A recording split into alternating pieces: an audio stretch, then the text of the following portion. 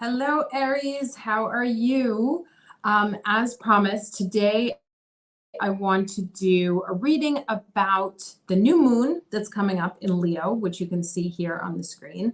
I've also laid out some cards here to represent what I think the embodiment is of these astrological placements. And we'll go through the Sabians here and what the big message is. And then the second half of this will be an actual tarot reading. So I'm going to start with the Sabians.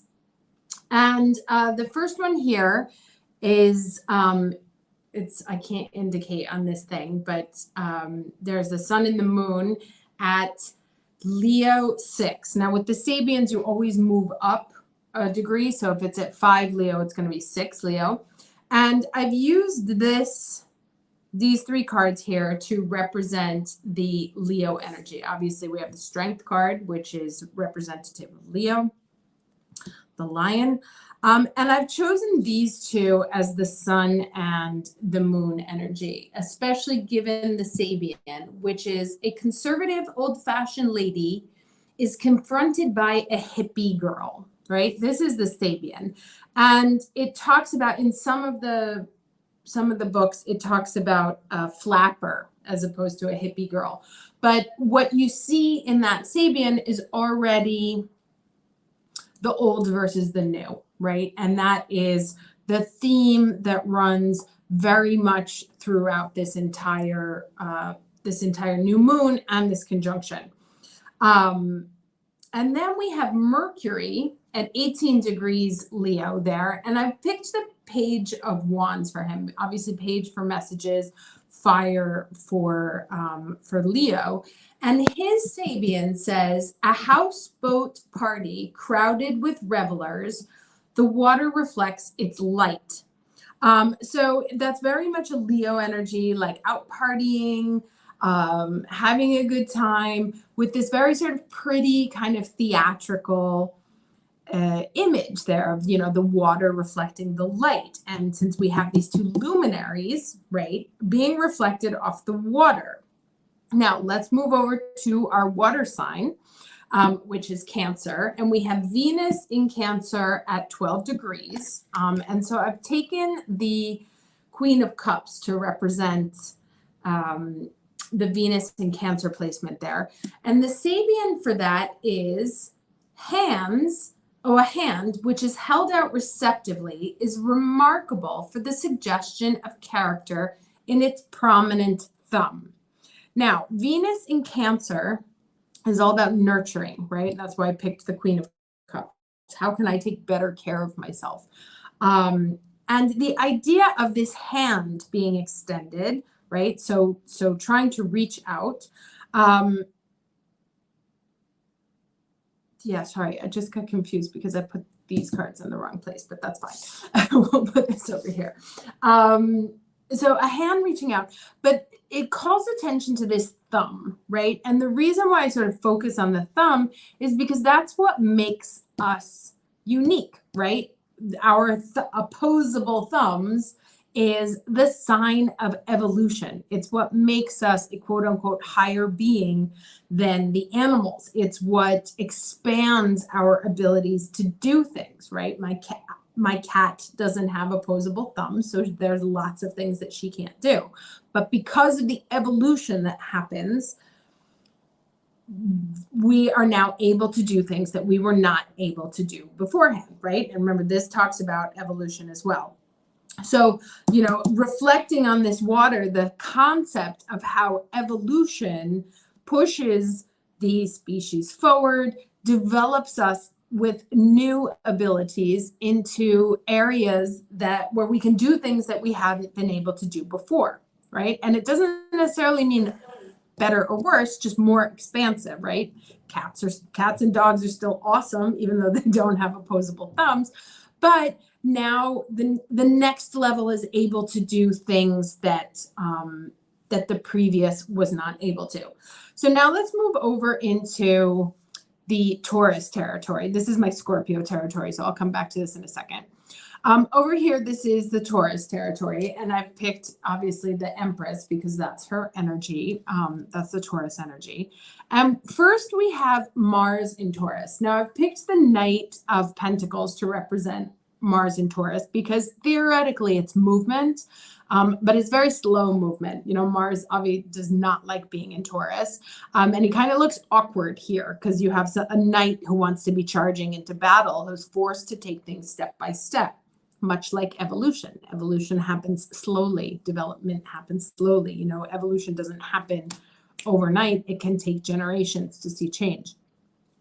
And then we have this. I'm taking this card as let me read you the Sabian for this one. So this one is super interesting. The Sabian for this is: an old teacher fails to interest his pupils in traditional knowledge, right? So again, talking about this thread of evolution that runs through the whole astrology of this period is that it takes time, but at a certain point, the old is no longer interesting or relative or applicable to the new. And then we go into the North Node. So this is the North Node here at 18 degrees Taurus, and I've taken the Sabian for 19 degrees. And this is where, so I've taken the star card for the North Node, and this is our good old Uranus energy because Uranus likes to shake up, likes to blow things up. He is the releaser of chains, if you will. So these two conjunct, right? These two conjunct in this energy. Now, these are like a mixed bag of energies. This talks about our values. Taurus's values, things that we want to grow, things that we want to develop. Seeds being planted that will turn into, think of the Seven of Pentacles, which will blossom into something in the future, right? And so right now we have these two kind of energies here. One with the star representing the North Node, which is fueling the future. And then we have Uranus, which is trying to blow shit up. And so the Sabian for this is, and this one I love. Okay, remember we left these guys on a boat enjoying the party. And then Uranus and the North Node come in with a new continent rises out of the ocean, right? So it's almost like, imagine if you were on this like nice party, having a good old time, like just enjoying your youth, up, right? And think about the ramifications of that. Maps being redrawn, the earth as you know it being rewritten, recalibrated, history being not debunked, but having to make room for something new, right? And so that's what all of this energy here talks about this very important moment in time of social and cultural evolution. Now, okay, over here. So I've picked this guy, the World, to represent Jupiter, because Jupiter goes retrograde this week, right before the new moon. And this is a crystal gazer, and it talks about organic wholeness, right? Like putting the pieces all together and looking at things in a holistic manner. That right now we may be looking at things as silos, the past, the future, when really it's all part and parcel of the exact same thing as we evolve and move forward and make room for the newness. And then going over here to the South Node at 19, the degree is, so this is, I've picked the death card for Scorpio, representing transformation. And the South Node is where we let things go, the things we need to release from a past, from our past life, from our past experience. It's what we come in knowing, the knowledge that we bring, but that we release in order to move forward to our North Node here. So the South Node is a parrot listening and then talking, repeats a conversation he has overheard, right? And so this I picked kind of because This is the transfer of knowledge, the transfer of wisdom, right? How we share information from one generation to another, and the information that we pass down, which now in Scorpio, with this Uranus here blowing up our past values, is really going to shift, right? So the stories that we're going to be telling people about this time, or the stories that we have absorbed, may no longer be valid, right? And this is kind of like, let me just pull up one of my notes here. And it's funny because Taurus is a fixed sign, right? Uranus is a fixed sign too. And what this all points to is that the only constant is change and evolution. That is the only guarantee. So the harder we try and cling to the past, the worse this moment comes in as, right? Remember this open hand with the thumb being prominent. Evolution is the way forward. Things change. Things will always change. It's the only thing we can absolutely bet on. And then the rest of this information is coming through. It's like you can't process today's events with yesterday's information. You may get a discovery that changes the way you understand the world around you, a need to draw a new map or change the stories that you've been telling or that you received. By the time we're 18 years old, the majority of our brain is already filled with stories from the past. And what this is asking us to do is sort of blow that up and make up our own mind of the information. Look at the information new today. And what does it mean today with this newness that's coming in, right? This new generation or this new moment of evolution that's happening. And to look at that in not only on a mundane level, but also at a personal level. What stories have we been telling ourselves for so long that don't even necessarily need to apply in our lives today? Where has a new continent popped up in our own existence that's made it necessary for us to redraw what we understood of the way our world looked, right? To make space for something new. And what does that new continent imply? It needs to be discovered, right? What's on there? What's it made of?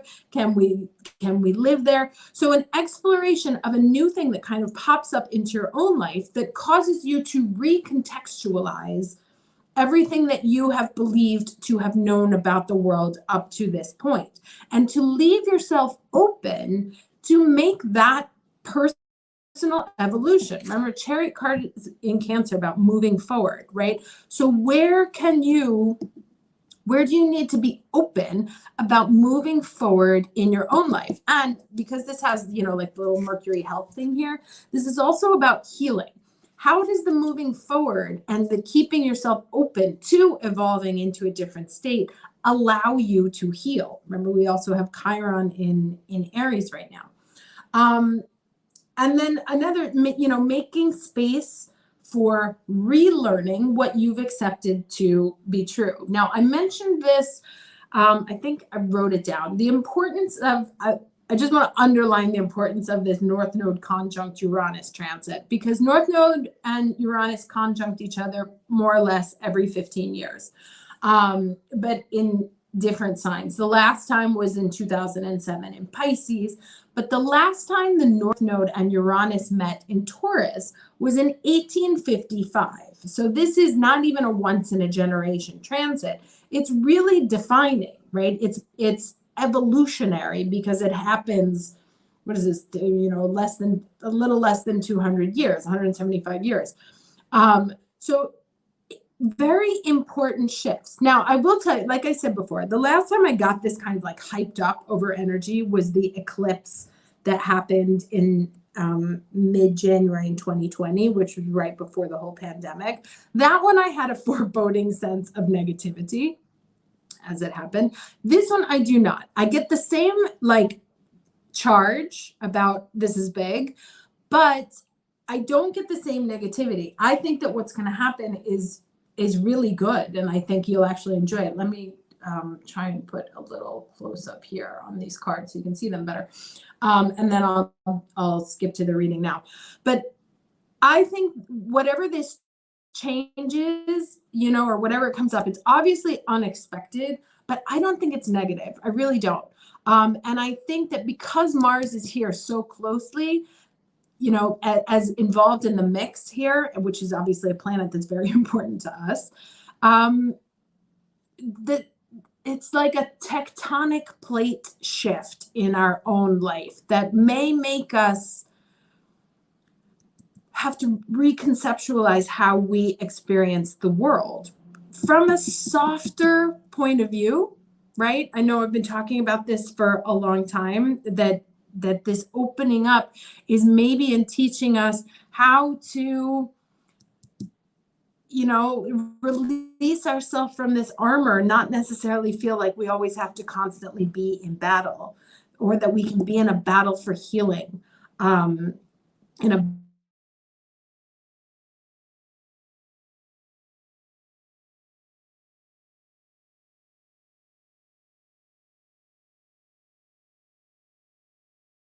or there can be action and evolution and change that's positive. All right, so let me stop here and I will go to the cards. Thanks. Hello, Aries, how are you? So doing the second part of this reading now, talking about the full moon and the North Node Uranus conjunction.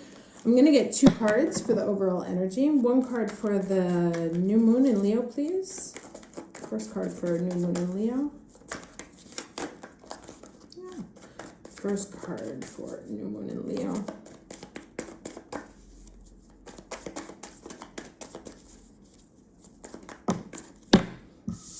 Quest. Which way to go, path. Remember, all about the evolution, so this fits quite nicely. Let's get another one for the North Node Uranus conjunction, please. And this is really about the path of life rising up to meet you, that card there. I knew this was going to come out because I saw it before. Self-worth.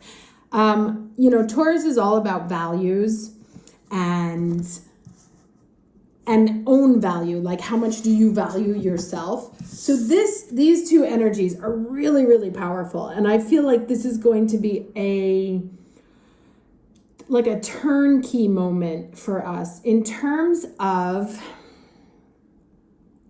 the path that we choose, maybe finally having enough courage to go out and get the thing that you want, or, finally having enough self-worth to stop getting into toxic relationships, or to appreciate your own worth, to ask for the promotion, stepping into uniting your self-worth and your path of destiny, right? So that they're not at battle anymore. So really kind of I see this as she's stuck there observing the chair, but now the road is paved before you. So it's finally stepping into that moment of light and shining and security and self-reliance, all the Taurian words that we have, but really starting to own it. Now let's see the challenge.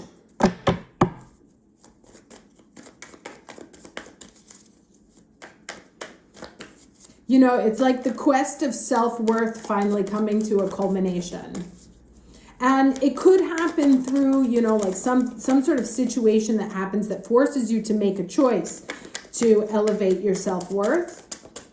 I'll take this for the new moon and for the conjunction. Or just finally, choosing your path based on a new understanding of your self-worth. So, 9 of Pentacles, right? Feeling ready for the new moon. And then this is the Knight of Wands. So playfulness. These are both very kind of fun energies. this is about being the fruit being ready to fall off the vine and celebrating that. Like I said, I really get good vibes from both of these astrological events that are happening here. And I think that we might be a little bit afraid of getting kicked out of the nest, being ready to fall off the vine or whatever it is. But that it's time to embrace it. Remember the hand extended? It's time to embrace whatever it is that plucks us from the tree.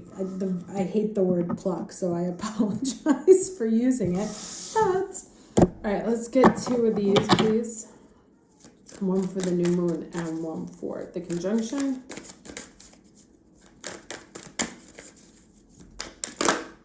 Okay, love. Many of you may be, I know from seeing other tarot readings that this is a big moment of love for Aries because it's so connected with the concept of self-worth, right? And it may even be self-love, just like walking away from a situation that doesn't support a sense of self-love. It may not even be a relationship. It may be a better relationship with yourself. But that you are able to or learning to tap into an energy of love and letting it blossom. Okay, one more for the conjunction, please.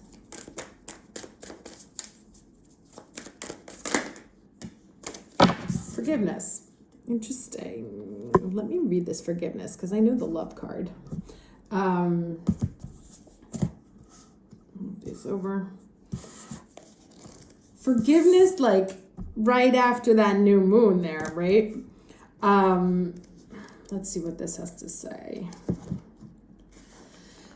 It is human to want to hold on to the past, our memories, experiences, and relationships. However, there can be times when we can be carrying so much of the past that we can't fully see the present, right? And that was all over the astrology in those Sabians, the need to release the teachings, the thinkings, the beliefs, the learnings from the past and really be kind of like fresh and new in this new energy. Or at least be willing to perceive the world around us with fresh eyes, with new eyes. The past doesn't need to equal the future. Just because you had a pattern or a recurring challenge in the past doesn't mean that it needs to recur in the future. And this is so important, right? Like, I don't remember, one of my advisors used to say, never mind, I'm not going to say it. It was like frying, I'll say it badly, so never mind. But the point is that like coloring your present with the pains of the past is no longer necessary and is not useful at all. And finally, like having the ability to detach from it and to say, it's like, okay, so I personally have always like, if I liked you, it meant that like there was something toxic about you. That was something that I needed to heal in me. And I did. And so now the people that I pick are no longer a reflection of my poor estimation of my self-worth. And so once you get this healed, that means that you can also look forward to the future with optimism because you've done the work. Right? You've done the work, you're ready to shine, you're ready to come off of the tree. You can trust yourself to make decisions that are good for you. That is to me like there's so much evolution that's happened over the past few years that you can now be in a position to trust yourself to really choose what's right and good and healthy and productive for you. So the key is to be willing and ready to simply and cleanly let go of the hold that the past has on you. The past is gone and it's okay to let it go. The way to do this is to fully immerse yourself in the here and now. Be super aware of the sights, sounds, smells, textures, and energy of your present. When you do this, the past simply vanishes and the glory of the present emerges. I love that message. All right, let's keep going.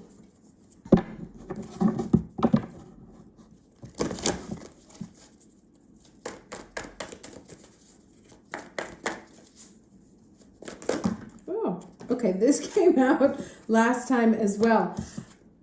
Awesome. All right. Exchanging gifts, right? And there's a sense of flamboyance here, like being okay to celebrate, being okay to like show it off, especially if you have like any sort of creative talent here, dancing, singing, you know, very Leo, if you want to get on stage and take center stage, be in the spotlight, whatever it is, to share what it is that your gifts with the people around you, to be confident that in what you're giving of value. And we have this in reverse. It's a 10. This is a 9. Okay. This is a 10 in reverse. Never ending story. It's not repeating anymore. Like, I could not get a better reading to signal the change that you've been working towards on a guttural soul level is starting to manifest, right? And now it's just a question of you getting comfortable with the idea of the past not repeating itself. Like almost, you know, that whole thing about the continent popping up, like being given an entirely new terrain to explore, like starting over fresh with, you know, you get to write the map. Everything is new. You get to rewrite everything. If you free yourself from the past, and the only reason you cling to it is because you're afraid that you haven't learned the lesson. But from these cards, I would say, you know, I'm incredibly optimistic that we're in a good place. Had a lot of hard shit to go through, that's for fucking sure. Can I get 3 cards, please, for the new moon and the conjunction together?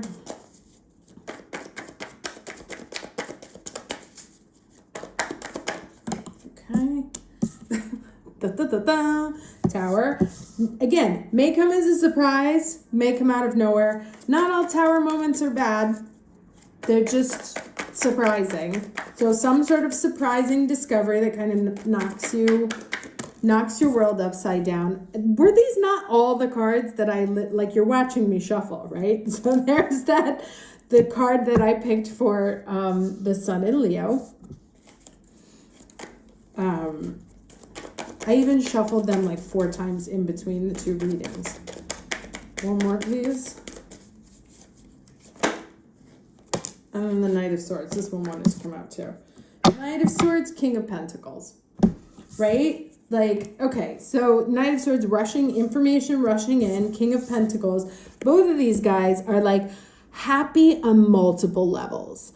You know, this dude's not my favorite, but I'm going to read him as positive today because we've got the 9, you've got Pentacles. It's like finally being happy on or satisfied on an emotional and material doesn't only mean money. This can be like, you know, Taurus, Venusian things in terms of your value. Feeling satisfied and owning that sense of value. And whatever it is kind of comes rushing in. But it also comes rushing in to, you know, you go from the 9 of Cups to the King of Pentacles. These can also be people, of course. The court cards can also be human energy or, you know, energy around you.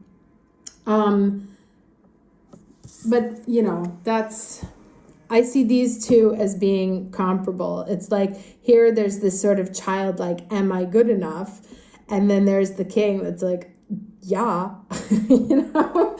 And this almost like a coming of a quest. Again, now it doesn't mean that you're like, I just inherited millions or I'm going to make a ton of money.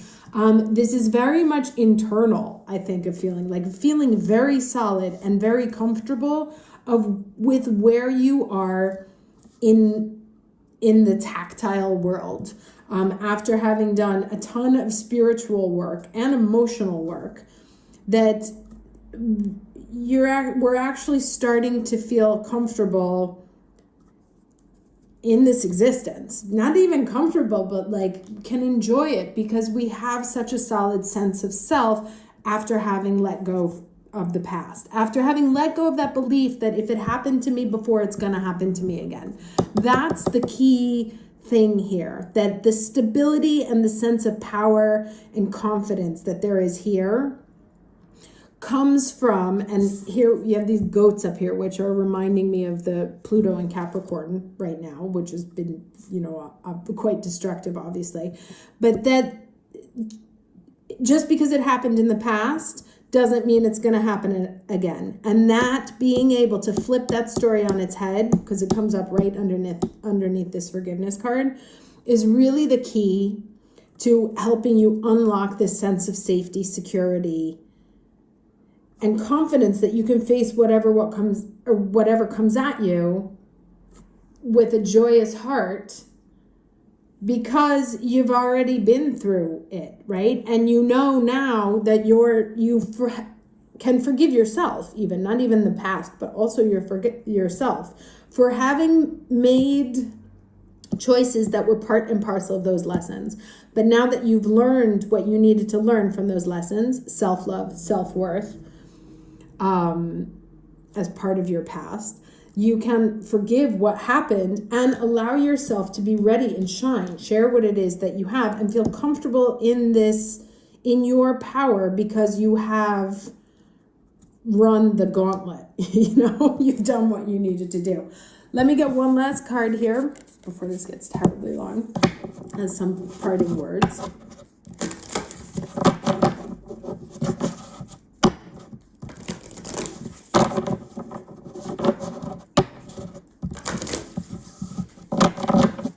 Final words for Aries, please. One for the new moon, one for the conjunction.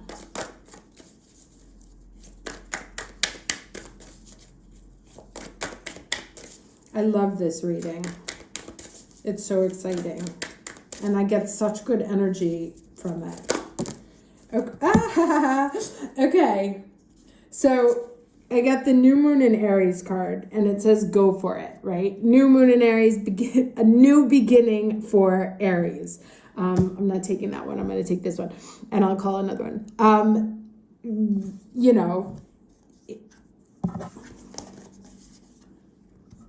Forgive, let go, go for it, right? Release the past. Trust that you have acquired the emotional skills that you needed to be able to successfully handle whatever comes at you and still feel like a boss at the end of it.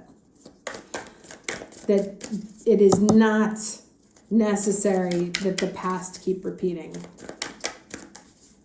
You can make choices that are healthy for you, good for you, coming from a sense of power, security, self-sufficiency, and high value of yourself. Something flipped. One more for the conjunction, please.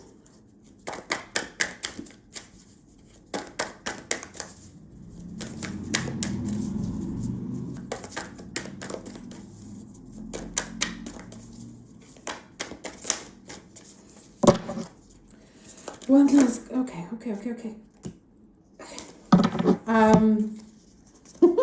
So we have the full moon in Leo, go wild, obviously within healthy reasons.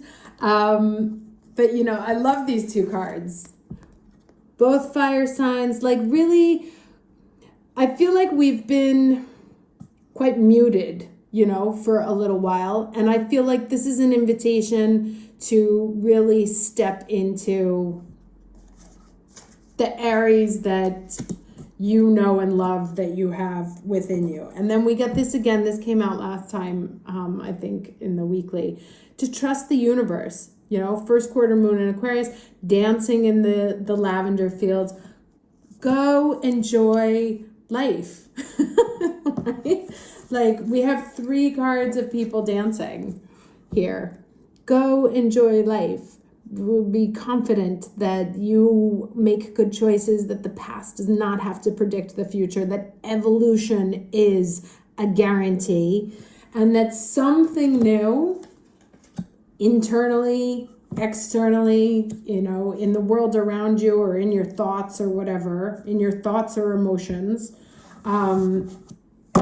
is going to show up to, oh look, like a new continent, to give you a whole new landscape to explore and map for your future. So love this. Wishing you the very best week, Aries. I will see you next time. Take care.